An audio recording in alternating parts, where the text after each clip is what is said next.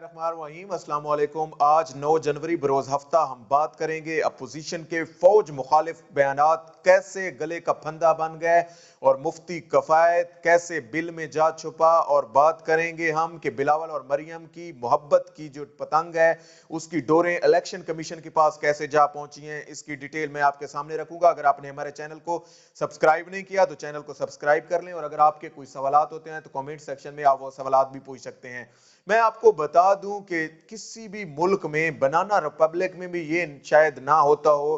कि उसकी मुल्की सलामती के अहम इदारों को इतना खुलेआम जो है वो टारगेट किया जाता हो, और ख़ास तौर पर फौज जो कि सरहदों की हिफाजत करती है और जिन लोगों की हिफाजत से हम लोग सुकून की नींद सोते हैं। ये कौम आज़ादी की कीमत चुकाती है और ये कौम जो है वो आज़ादी का और सुख का सांस लेती है। तो लेकिन ये बदकिस्मती है, हमारे मुल्क में कुछ ऐसे अनासिर हैं कि उनको अगर मतलूबा नताइज हासिल ना हो, उनको इक्तदार की कुर्सी जब भी उनसे छीनी जाती है तो वो यही समझते हैं कि ये छीनने वाले कोई और नहीं बल्कि मुल्क की सलामती के इदारे हैं, और वो अपनी जबान दराजी इस हवाले से तराज करना शुरू कर देते हैं। लेकिन अब लग ऐसा रहा है कि उनके दिन इस हवाले से गिने जा चुके हैं, और अब उन इदारों ने और बाकी जो हुकूमत है इस वक्त उसने ये फैसला कर लिया है कि अब किसी की उम्मत पर ऐसे बयानात को टॉलरेट नहीं किया जाएगा, और हुकूमत मुखालिफ जो भी बयान होगा उस पर एक्शन लिया जाएगा।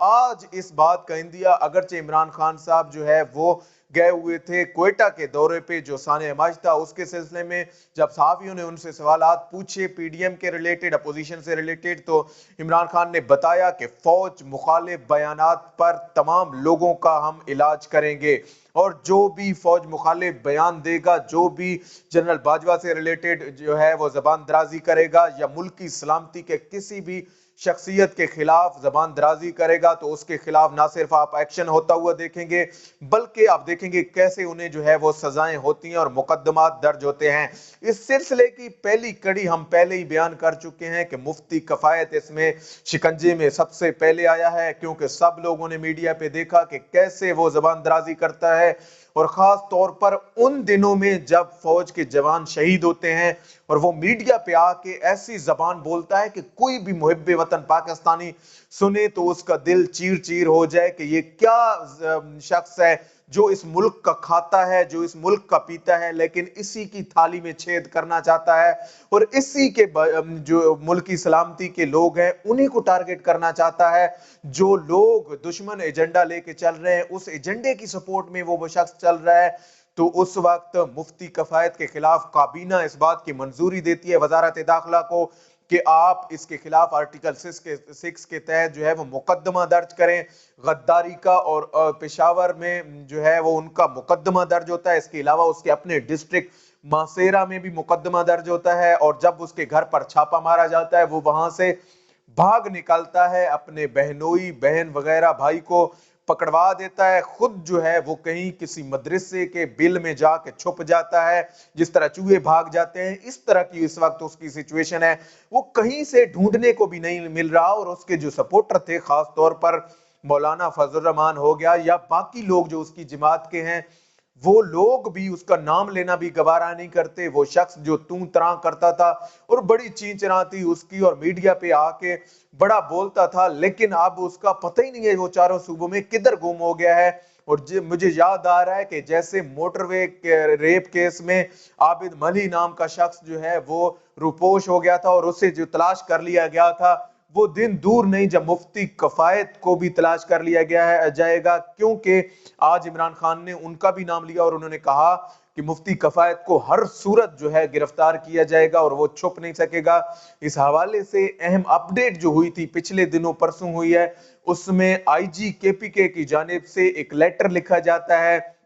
बाकी तीनों सूबों के आईजीज को, और उन्हें कहा जाता है कि ये शख्स मुफ्ती कफायत, इसको तलाश किया जाए, जिस भी मदरसे में रिलेटेड उसमें ये छुपा हुआ है इसको वहां से पकड़ के KP की पुलिस की में गिरफ्तारी में दिया जाए, क्योंकि ये मतलूब है आर्टिकल 6 के मुकदमे में। मैं आपको बता दूं, ये सिर्फ कहानी मुफ्ती कफायत तक रुकती ही नहीं है, बल्कि बाकी लोग भी इसके चंगल में आएंगे। और जो लोग खासकर जलसों में ऐसी जबान इस्तेमाल करके, और ये करते क्यों हैं, इसकी डिटेल भी आज उन्होंने बता दी कि ये करते इसलिए हैं कि ये किसी न किसी तरह इश्तियाल दिलवाना चाहते हैं उन इदारों को और उन लोगों को जो कि इस मुल्क की सलामती की तरफ उनकी तवज्जो है, लेकिन ये चाहते हैं हमारी करप्शन बचाने के लिए हमारी साइड पे आए और एक जमहूरी हुकूमत का तख्ता उल्टवाने के लिए ये चाहते हैं, उनको बुला रहे हैं। और एक वो शख्स जो यहाँ से मफरूर है और वो वहां लंदन में बैठा हुआ है, वो वहां से एक बयान देता है कि ये जनरल बाजवा को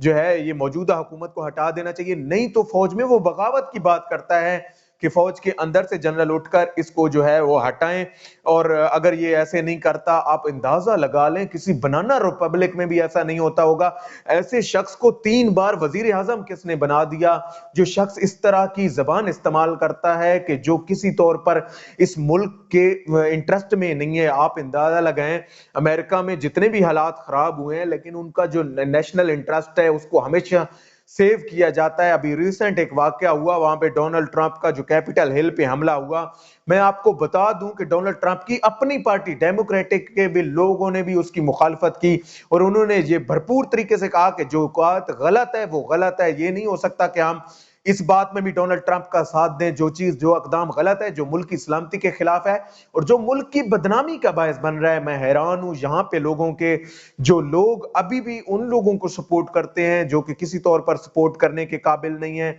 और इस हवाले से उनको ये सोचना चाहिए कि कैसे एक शख्स जो वहां पे बैठ के इश्तियाल अंगेजी करवाना चाहता है और इस मुल्क की सलामती के इदारों को टारगेट करना चाहता है, और वो ये कहता है कि इस जो मौजूदा जमहूरी हुकूमत है जो वोट लेके आई हुई है, जो 1.5 करोड़ पाकिस्तानियों का जो है वो सिलेक्टेड हुकूमत है, उसको हटा के मुझे लाया जाए। ये जिद है, ये वो इसका